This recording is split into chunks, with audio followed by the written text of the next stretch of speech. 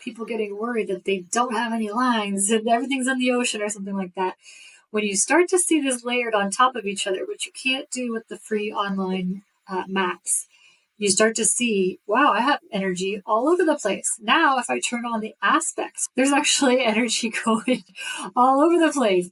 And if I were to go and turn on the paran lines, those crossings, that third tier energy, it's going to get bananas. The concept behind locational astrology with the things being projected around the globe is that you have energy everywhere. You exist everywhere all at once. And it's just a matter of finding out what energy it is. Hey guys, if you're interested in astrocartography and locational astrology, you've come to the right place. I'm Kim Mott, and welcome to my astrocartography playlist. I'm going to cover a lot of different topics in this video, but they're all within the realm of locational astrology. They're all the layers on top of the planetary lines.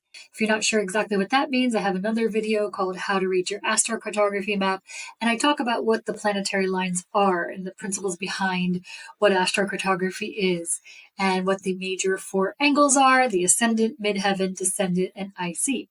But in this video, I'm going to cover the aspect lines, the local space lines, the paran lines, midpoints, and your relocated chart, which is super, super important, as it absolutely isn't disconnected whatsoever from the astrocartography line. So we always have to look at the relocated chart as well. So let's just dive right into the map. I'm going to show you, actually, this is a celebrities map, and you can take a wild guess at who it is. I will tell you later in the video who it is, but see if you can make some guesses. This is your first clue. If you're a fan of this celebrity, you may get it off of this clue. I didn't know about this until I was doing research for this video about some kind of cool places to point out for their chart. This here is a golf resort in South Africa. It's actually the highest and longest par 3 hole in the world, and only a few people have ever shot par on this golf course. And one of those people is this celebrity right here that we're looking at their chart. What's super fascinating about that is that, and it was actually the first American, that's your first clue, it was an American celebrity. And one of the things that was super interesting is that that's right on a fortune line. This is also something you're not going to see on the free websites of astro.com or AstroSeek because they don't use the law of fortune there. But this is a fortune on the ascendant. So if I relocate the chart, remember I was talking about relocated charts and how important that is. If I relocate this person's chart to this area, you'll see that lot of fortune lands here. But this is actually the fortune rising. It's almost spot on where this golf course is, where they shot a par 3 on one of the most challenging holes. It's actually called the 19th hole. It's an extreme golfing situation. They drop them in by helicopter. So the first American to ever do this was actually a well-known U.S. actor. That's your second clue. This is also particularly close to the Jupiter descending line on their chart, as well as at Pluto on the ascendant and Uranus on the midheaven. This is a very interesting area. This is very close to this crossing right here. And so, a lot of fortune line, a lot of people, clients tell me all the time that they experience a lot of joy in these areas that these lines run through. It just brings them great personal sense of joy. Sometimes it brings them good fortune, something like that. And then, of course, Jupiter on the descendant is depicted here in the 7th house. So, a Jupiter line always brings kind of fun, luck, optimism, jovialness, foreign cultures, foreign travels, things like that. And indeed, this is not this person's home country. And then Pluto on the ascendant is depicted here in the chart on the relocated chart here, top left. Their birth chart is down below the natal chart. So you can see how different that is from their natal chart. In the first house on their birth chart, they actually have Saturn and Venus placed there. But here, this puts Pluto on the ascendant, which can bring a pretty intense boost of power to that outward personality on the ascendant. So anyway, that's a fun little look at a very unusual location that this person happened to have a lot of lines. And if I even just actually scroll out, I was going to go wide, but if I just scroll out a little bit, you can see This is a really specific location. They don't particularly have a lot of lines going, but this crossing area is where they actually achieved something in an extreme golf. I didn't even know there was such a thing as extreme golf. That's very funny. Anyway, this person is a he, and he was born in Memphis, Tennessee. This is another clue. What's really fascinating about this person, even though they are very globally famous, he actually lives fairly close to his birthplace still. He did relocate to different locations throughout his lifetime. He's now 87 years old. But he lives not too far from his birth. You can see that this is, only 83 miles away, about 70 kilometers away.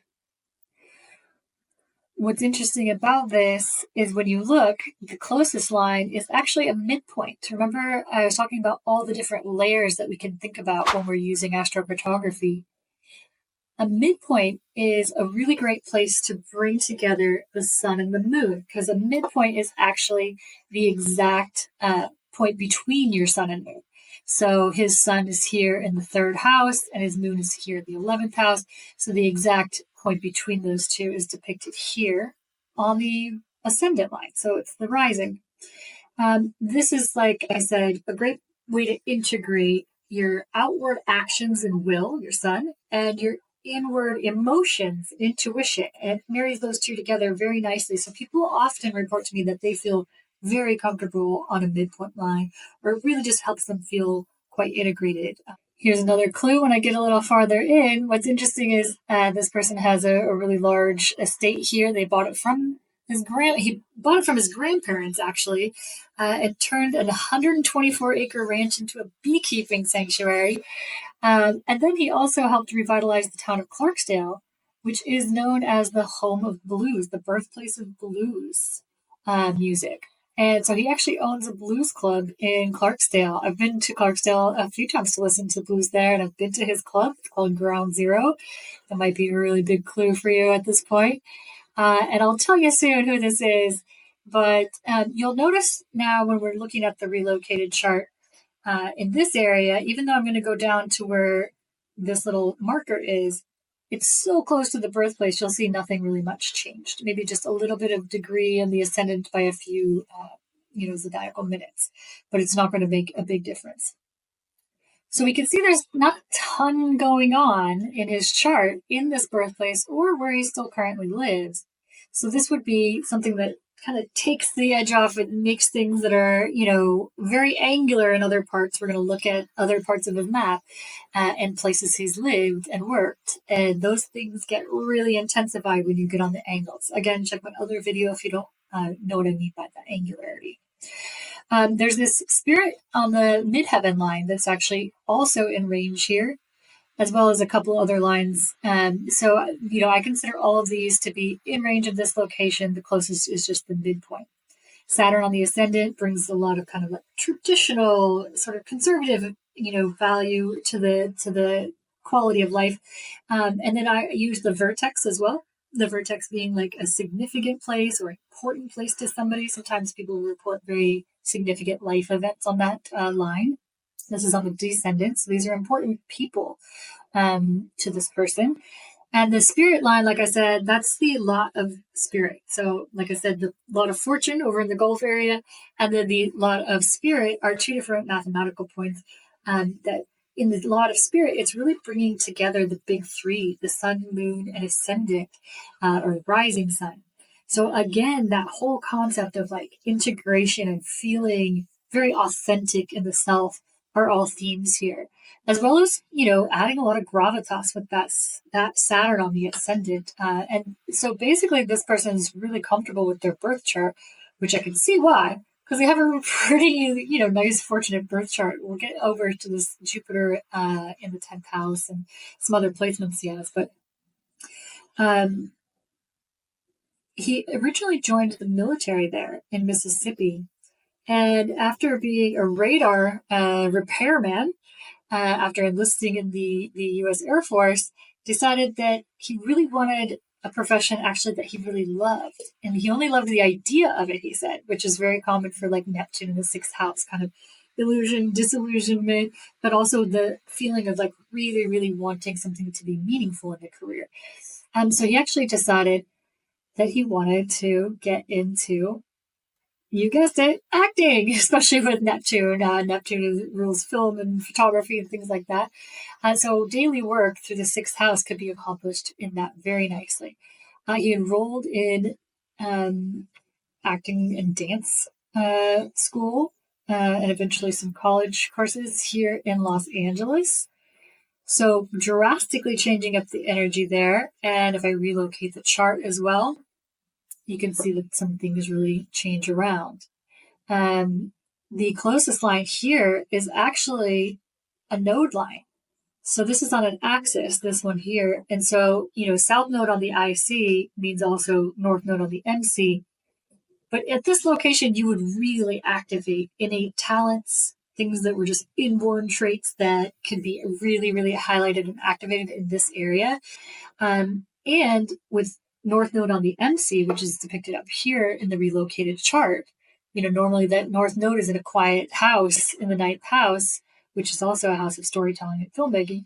And he moves it over here into the 10th house, public life and career. And the north node is very great at helping find direction and kind of focusing in on where we're headed in life. So going to a line like that can really bring some clarity. Furthermore, he's got, a sun on the IC, well within range as well. And so the sun always brings a lot more visibility. In this case, it puts it in his fourth house. Sometimes I see directors and people like that with, sun in the fourth. It's also just a very comfortable place to live. It feels, comfortable as far as like, feeling like you belong and that sort of thing. And then it's a bit out of range, but you might get a whiff also of this moon on the ascendant, which would be really good for conveying emotion. It's a really kind of like heart on your sleeve type vibe. That's usually what I explain to people. And you can see that depicted here. It looks like the moon is in the 12th, but it's actually in the first if you see the placement there. So this is a really great place for somebody who wants to become an actor to become an actor. Now, with the sun on the IC, it's not as visible as the sun on the MC or something like that. I often see actors blow up into, fame. I even call it the get famous line, the sun on the MC. But in this location, it was more like really working on those inner foundations and getting the self to be more visible, but also just more of that solar power and getting yourself comfortable with being visible in the fourth. Natally, this person has Pluto in the fourth, and they have a very deep voice. That's another clue for you. The next thing that he did was actually make his way up after doing a lot of parts as extras in films and television shows, just somebody kind of in the background, no lines, no speaking parts or anything like that. Actually got an episode of Sesame Street in New York in the late 1960s. That gig, just one episode, got him a long-standing, many years long contract to work on what's called the Electric Company. Reading, that's my game. Okay, brothers and sisters and misses and misters, here's your daddy-o with the sounds to go. No shucking, no jive, and I'm telling you, your music's arriving. It's Morgan Freeman. What was really fun about that is that he's actually the closest line to New York where that was shot for many seasons that he worked on it, was the Uranus on the ascendant. So that's super interesting because in this relocated chart, as you can see, it makes a big difference. Uranus now lands in the first house, as well as Mercury. Uranus rules the airwaves. That's TV, that's television. It also is in charge of electricity. So to even have a TV show called The Electric Company be the breakout role where he actually started getting a lot of, fame and recognition as far as in the United States. That's pretty funny, that's pretty on the nose there. The other big headline for this location for him is Jupiter on the midheaven. So that's also well within range there, even though you can see it's off the coast. So if you didn't know that there's an orb of influence, you might worry, oh, it's so close, but no cigar because it's not right on the the, running through New York, but it's actually completely active in this New York area. Now, some of the other things that we need to talk about, well, first of all, we also have Pluto on the IC. So that's depicted in his natal chart here, but his IC moves over to the third house in this area. He's also got a point of fortune, that lot of fortune on the IC as well, because that's in his chart there. And then he also has a Mars on the descendant. It's getting a little farther out, but it's still definitely influencing him in this area, which means, he might have like a lot of people with that kind of martial energy, very, very active, very, could even cause a little argumentativeness, but very much like a action-packed vibe. He's also got Mercury on the ascendant there, so quick-wittedness, kind of good memory, that sort of thing. All of these things come into play. So if you remember his birth location, he had nothing going on. There's no major lines. There are some, there's that love spirit, and there's the midpoint, which can be very nice. But this amps everything up. This is like putting the gas, on like just pushing the pedal down. Now, when we were talking about different additional layers, one of the other major things that I look at, and this is considered for me second tier because it's actually more potent than the paran lines, are the aspect lines. Aspects are how the planets are looking at each other, how they're aspecting each other, how they're relating to each other in the zodiac. So, you can see that he's also got this Pluto on the ascendant. This helps him morph into different characters. He plays different characters on the show. He's got Mars on the IC. That can be really energizing for like the vital life force. It can be, sex drive, all kinds of things that are like magnetizing him to people. And then there are a few others that are getting a little bit more out of range here. What's important to know is when there's a crossing like this, see how this planet line, the Uranus is crossing 3 different lines, 3 different astrocartography lines. What happens there, and this is a great example, and you see another crossing over here, is it forms what we call a paran line. So I'm going to turn those on, and you'll see that actually where they form is where this little kind of label comes up. And so that just depicts, where the crossing is, which means it gets very amplified. So even amps things up even more when there's an actual crossing of planetary lines. But what happens there is it actually goes all the way around the circumference of the world, like a standing wave, that same vibe, the same type of energy. And so you can see, for instance, this one is like, Uranus on the ascendant crossing with Jupiter on the midheaven. That can be a quick rise to fame. That can be that kind of, sudden boost to the career because he has Jupiter in his career house. And Uranus likes to bring sudden changes. So, that reverberates at the same exact latitude all around the world. That's a paran line. Now, I don't consider paran lines as potent as some astrocartographers do. I've been doing this quite a long time. I have clients all around the world that I consult with regularly. And usually those emerge after some time. So after you kind of been in the area for at least a month, I don't really feel paran lines for at least a month. And also when there's this much energy going on, it may actually be a little tough for those paran energies to even emerge to the top because there's already so much intensity going on. But if you're in a location where there's nothing else going on and there's a lot of paran activity, then you may actually feel that more strongly. But it usually takes some time. So I consider that third tier.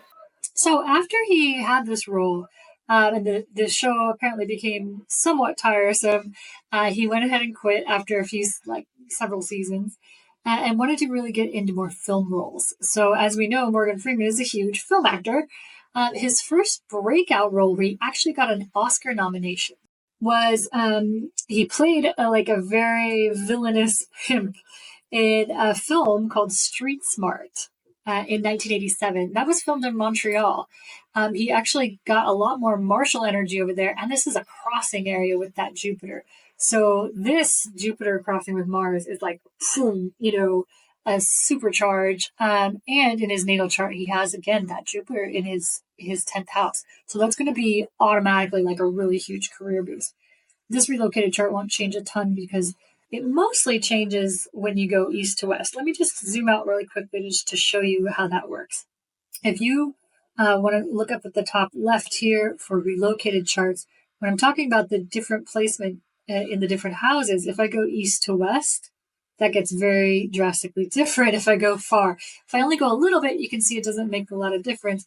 But if I go drastically east, that's going to make a huge difference. Or drastically south. North or south, it has to be pretty, intense of a difference on the latitude. But east to west is the biggest difference as well. And when you have these different placements, all of the degrees of the planets will stay the same. The angles will change, but the degrees on the planets will stay the same. They'll just move house. So we've got him now famous. Morgan Freeman is at this point, been nominated for an Oscar, all of this sort of thing. He then gets, a role of driving Miss Daisy that's set in Georgia. They shoot that in Atlanta, which is not too far off actually from his Venus ascending line. It's certainly within range. That line is actually also, a whiff of being in range of where he lives now. But in 1993, he made a little film called Shawshank Redemption.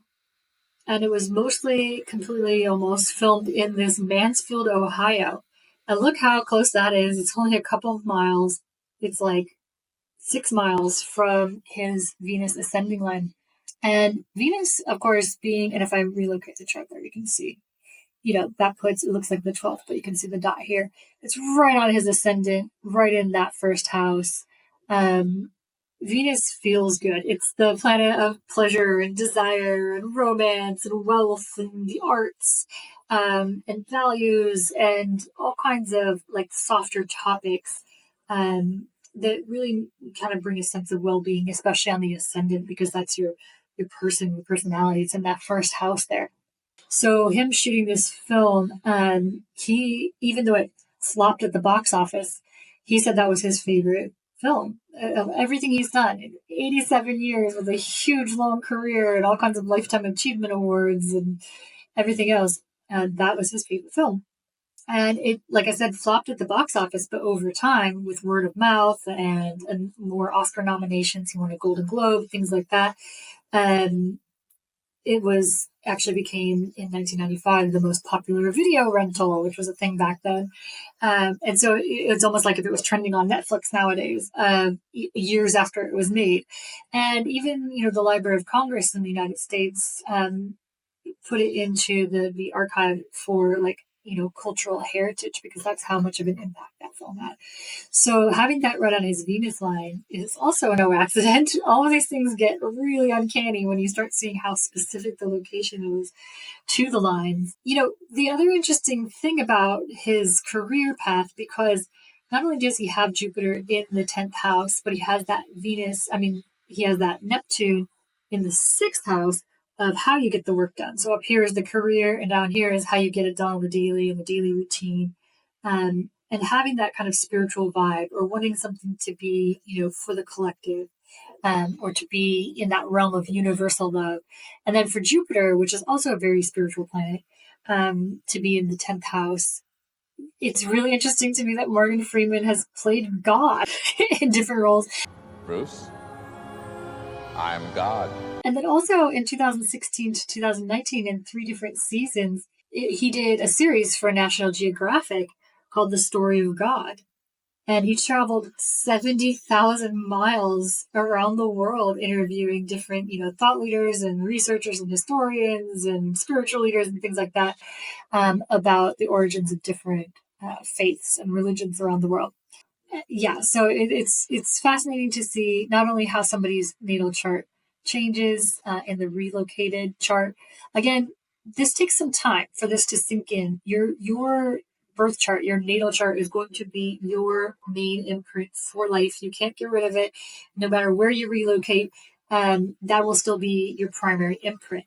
And everything else will flow on top of that imprint, including the relocated chart. I consider the relocated chart to be more like a permanent transit, or these planet lines to be more like a permanent transit.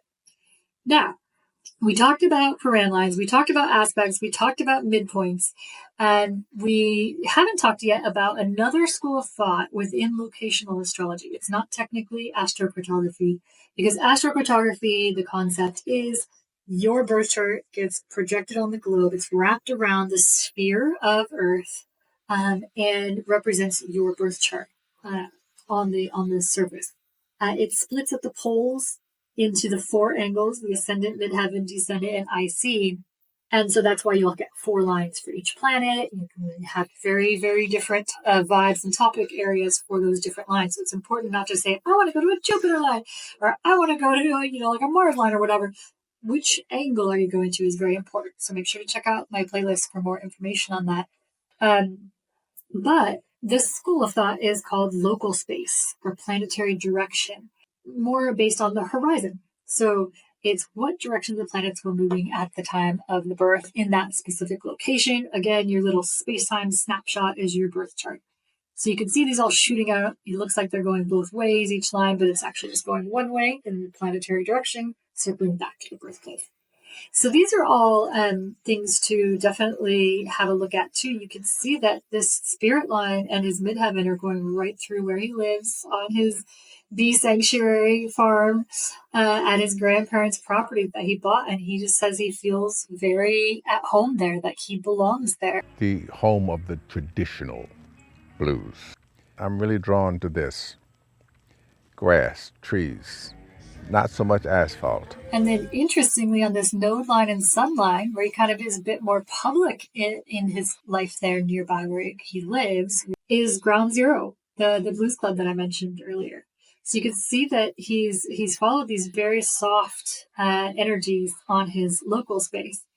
But when you actually get farther out, you can see how they also influence other places. Now, interestingly, when we talked earlier at the very top of this video about people getting worried that they don't have any lines and everything's in the ocean or something like that, when you start to see this layered on top of each other, which you can't do with the free online maps, you start to see, wow, I have energy all over the place. Now, if I turn on the aspects for his chart, you can see it starts getting pretty hectic. There's actually energy going all over the place. And if I were to go and turn on the paran lines, those crossings, that third tier energy, it's going to get bananas. Okay, so I'm going to turn off these charts so that we can get zoomed in. And I'll zoom back into like the LA area just so we can see this a little less hectic. But this actually really, really just illustrates nicely that there is energy everywhere. The concept behind locational astrology with the things being projected around the globe is that you have energy everywhere. You exist everywhere all at once, and it's just a matter of finding out what energy it is. So never fear that you kind of have like blank spaces or things like that. Sometimes you'll have places that are less dense than others, but there's always something going on. And even if there's not something going on, you may enjoy the vacation from the intensity. Who knows? Not everything in life has to be constantly intense. More isn't always better. In some circumstances, it just might feel freeing, especially if you have a lot of angular planets in your own natal chart. It might be nice to just have a break from all that energy sometimes. I do have a video with a lot more detail about that as well, so you can check that out in the playlist. Please leave me your questions, your comments. Let me know if you guessed who the actor was, if you knew it was Morgan Freeman or not. Hope you didn't cheat, but even if you did, I'm sure it was all in good fun. I'm going to be publishing some more videos on the channel soon. I'm about to travel to Rome where I have a moon ascending line, so I'm going to do moon next to add to the playlist. Then I'm going to be on my Venus line down in Tunisia, and then I will be over in France on my Jupiter line. So I'm going to add those as I'm traveling over the next few weeks. So leave your questions about those different planets, or if you're seeing this video later in time, check out the playlist and I should have those questions answered for you. All right, until next time, happy astro travels.